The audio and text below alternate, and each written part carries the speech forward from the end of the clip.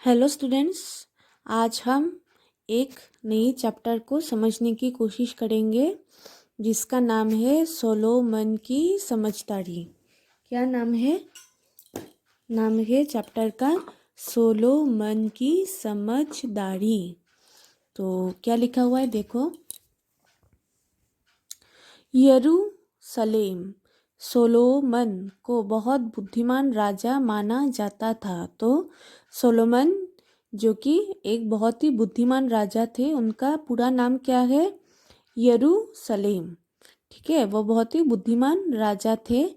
Shiba देश की रानी ने उनकी बुद्धिमत्ता की परीक्षा किस प्रकार ली? और शिबा देश की रानी उन्होंने सोलोमन राजा की बुद्धि की कैसे प्रतीक्षा ली, और वे किस प्रकार और राजा किस प्रकार सफल हुए, इस बारे में हम इस कहानी में पढ़ेंगे।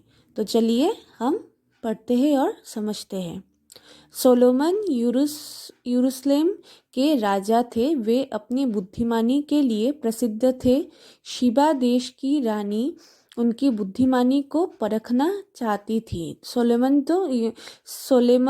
यरूशलेम एक राजा थे। वे बहुत ही बुद्धिमान थे। उनके बुद्धिमानी के कारण वे बहुत ही प्रसिद्ध थे। और शिबा देश की रानी उनकी बुद्धि को परखना यानी कि जांचना चाहती थी। उन्होंने फूलों की 2 मालाएं ली और उनके पास गई। किनके पास गई? सोलोमन राजा के पास।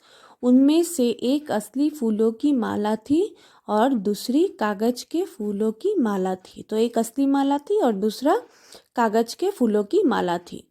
दोनों मालाओं में इतनी समानता यानी कि बराबरी थी कि उसमें से असली फूल की माला कौन सी है ये पहचानना मुश्किल था। तो दोनों में से कौन सी माला असली फूलों की थी वो उसको पहचानना बहुत ही मुश्किल काम था।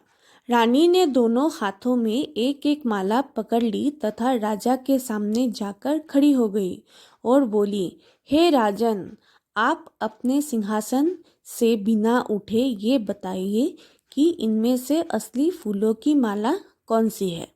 और कहा राजा को अपने सिंहासन यानी कि अपने चेयर से ना उठकर बताइए कि इनमें से असली फूलों की माला कौन सी है। राजा सोलोमन ने दोनों मालाओं को ध्यानपूर्वक देखा यानी कि गौर से देखा। दोनों ही मालाएं बिल्कुल असली लग रही थी। वहां उपस्थित सभी दरबारी भी उन मालाओं को देख रहे थे। सभी दरबारी जो यहाँ पर मौजूद थे वे भी मालाओं को देख रहे थे। उनके लिए ये उत्सुकता का विषय बन गया। उनके लिए ये बहुत ही उत्सुकता मतलब क्या है? चलो देखते हैं। शब्दार्थ में लिखा होगा। उत्सुकता यानी कि जानने की इच्छा। तो उन सबको भी जानने की इच्छा थी कि कैसे राजा समझ पाते हैं कि नहीं इनमें से कौन सी असली माला है। सोलोमन काफी देर तक उन मालाओं को, नेक्स्ट पेज देखो, उन मालाओं को निहारते रहे। निहारते यानी कि मतलब क्या? निहारने का देखना, देखते रहे। अचानक उनके दिमाग में एक विचार आया कि उन्होंने अपने दरबारियों को आदेश दिया कि बगीचे के सामने वाली खिड़कियां खोल दो। उन्होंने दरबारियों से कहा कि सामने वाली खिड़कियां बगीचे का खोल दो। दरबारियों ने तुरंत खिड़कियां खोल दी। तब दरबारियों ने खिड़कियां खोल दी। थोड़ी ही देर में कुछ मधुमक्खियां अंदर आ गई। थोड़ी देर में मधुमक्खियां क्या हो गया?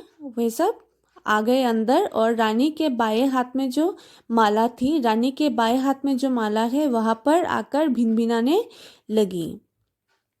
ये देखकर राजा सोलोमन मुस्कुराए और बोले, हे रानी, मेरे बगीचे की मधुमक्खियां ये बता रही है कि आपके बाएं हाथ में जो माला है वही असली फूलों की माला है। मधुमक्खियां असली फूलों के माला पर ही भिनभिनाएगी ना।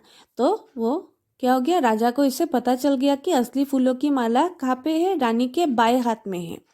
रानी उनके सामने आदरपूर्वक झुककर बोली। रानी बहुत खुश हुई। वे आदरपूर्वक झुककर राजा को बोली, हे राजन, आपका उत्तर बिल्कुल सही है। आप वास्तव में बुद्धिमान हैं। और राजा ने ये प्रमाण कर दिया कि वे वास्तव में ही बुद्धिमान है। सारे दरबारी राजा की बुद्धिमानी की प्रशंसा करने लगे। यानी कि सभी दरबारी यहाँ पर जो मौजूद थे वे सभी राजा को बुद्धिमान की प्रशंसा यानी कि राजा के बुद्धिमान की बढ़ाई करने लगे। तो हो गया हमारा ये चैप्टर। तो इस चैप्टर का क्वेश्चन आंसर जो होगा एक्सरसाइज वे सब मैं आपको ऐप में दे दूंगी, आप वहाँ से कलेक्ट कर लेना और अपने कॉपी पर लिख लेना। Okay, thank you.